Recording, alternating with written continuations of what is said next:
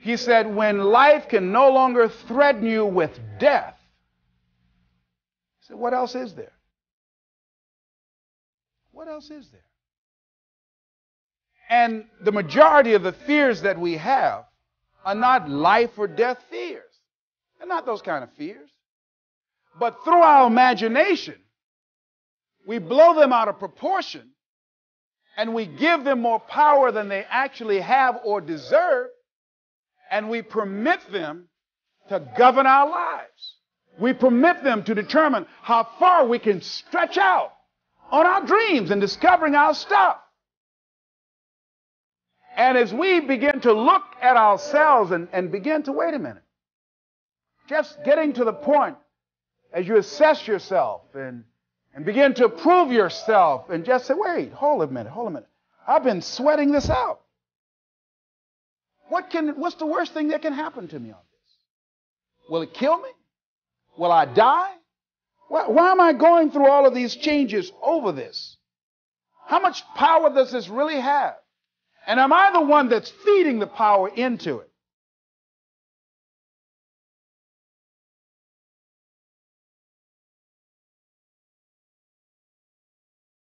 You can either live your dreams or live your fears.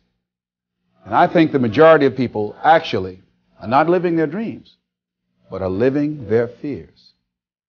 So I want to ask you a question. What are your fears? What are you afraid of?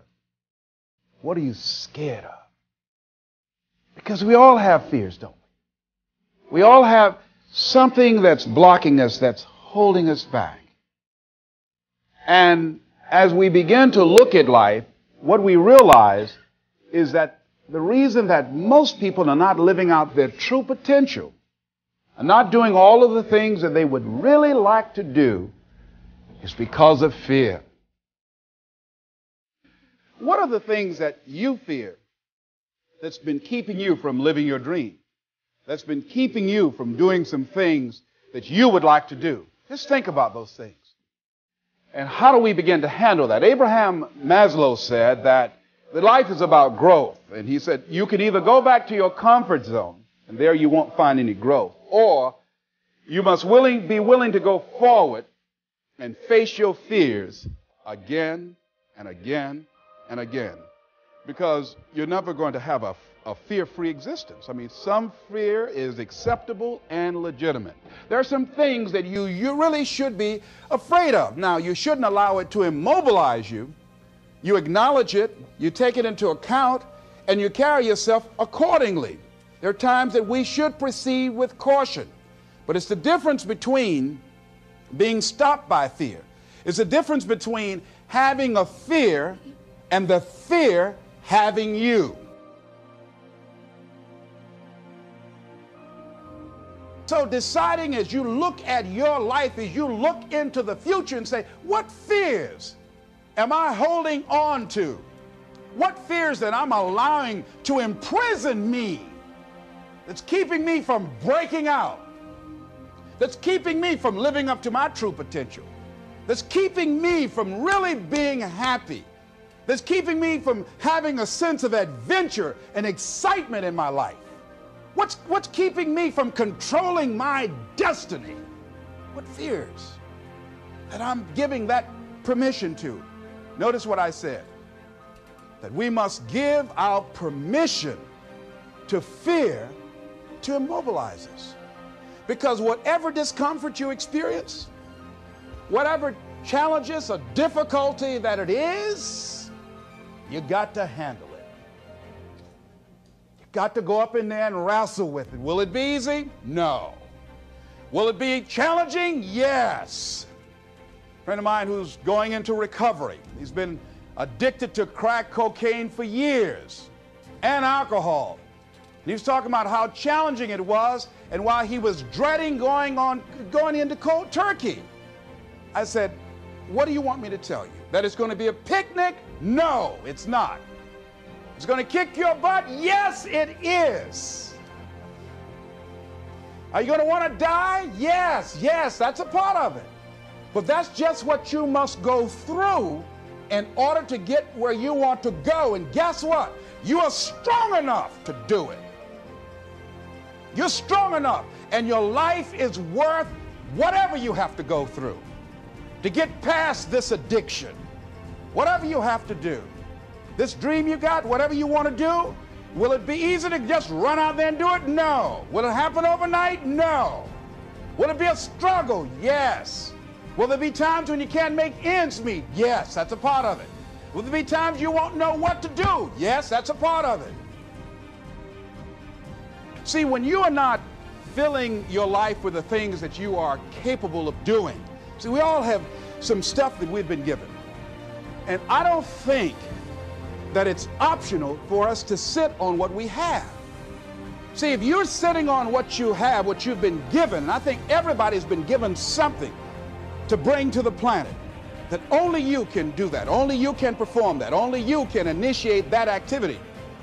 And if you don't do that, if you're not filling in your life with your life work or your mission, then there are gaps in your life. And what we do when we're not living out our true identity, we begin to fill the gaps. We fill the holes with garbage. Alcohol, drugs, worry, self-destructive behavior.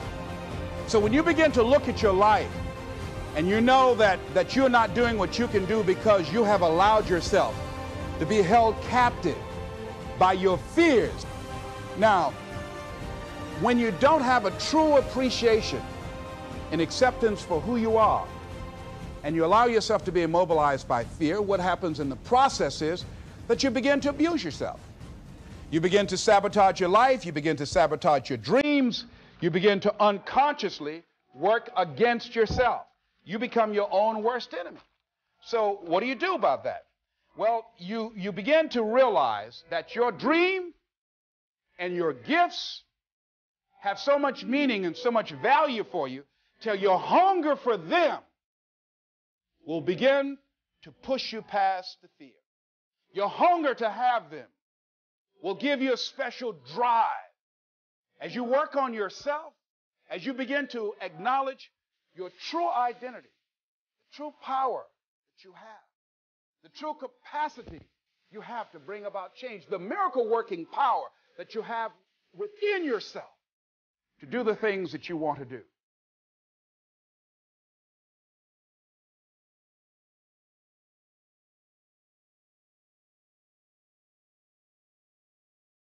But there's some people, because of their personality, because of their contribution, because of the investment of their time and their energy and the impact they have there, that when they go, everybody will miss them.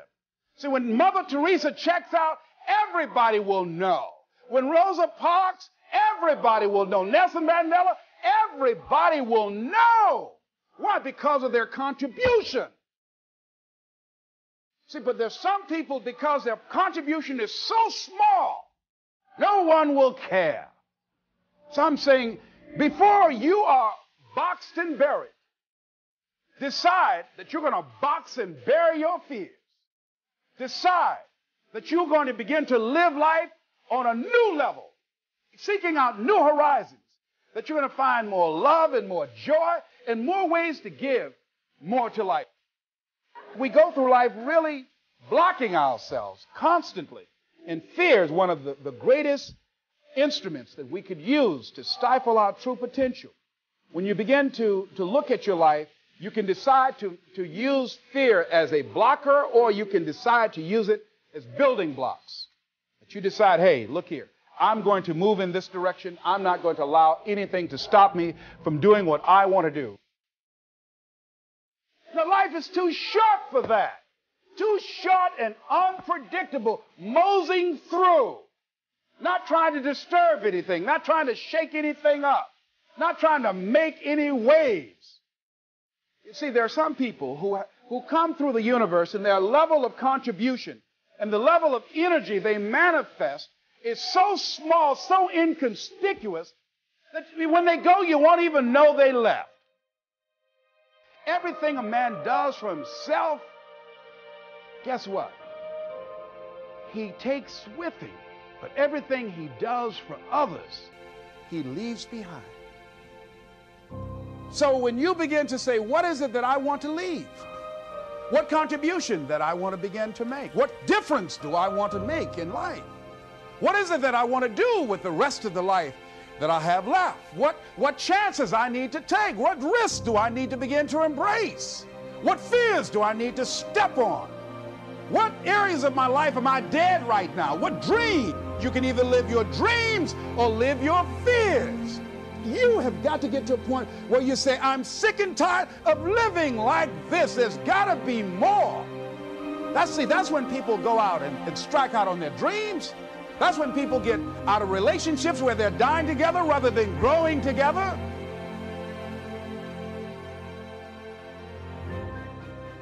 The impulse to dream has been slowly beaten out of me through the experience of life. And most people, ladies and gentlemen, have stopped living their dreams because of the lessons they've learned from life or things they've picked up, because we've only been born with two fears: the fear of a loud sound or the fear of falling. And all the other fears are fears we learn, fears we pick up.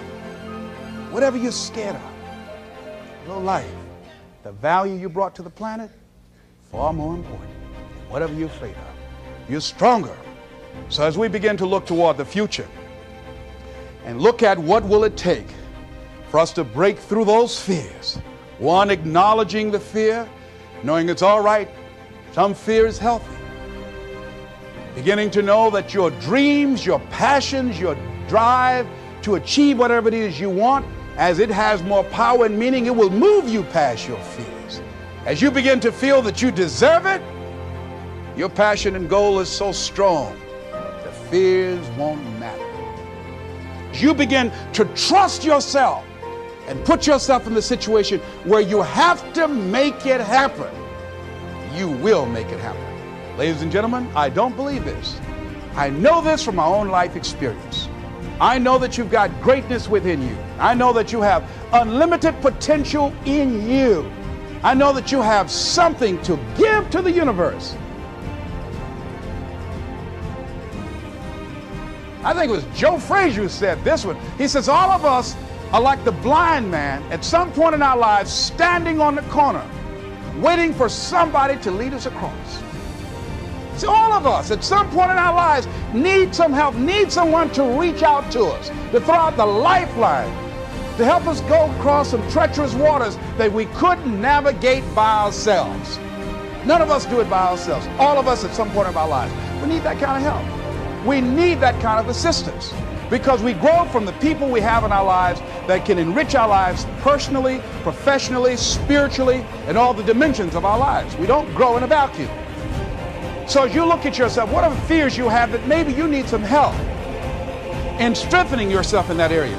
As you assess your strengths and your weaknesses, as you begin to prove yourself and your passions and your dreams and your goals and the things that you want, if you decide to experience all of your true potential, as you decide to manifest all of your greatness, as you decide, wait a minute, what else is available to me out here? If I decided to experience the fear of rejection, the fear of no, the fear of failure, the fear of standing by myself, what else is available?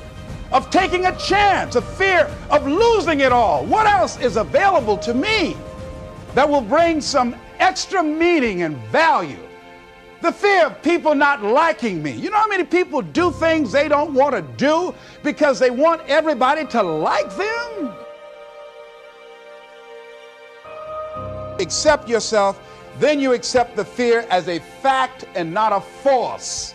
See, when you accept yourself and you accept fear as a fact, that means that it's something that happens, it's something that you're going to experience, but it is not a force to hold you back. It doesn't have any special power other than that you give it. So you accept the fact that you are afraid, and then you move on anyhow.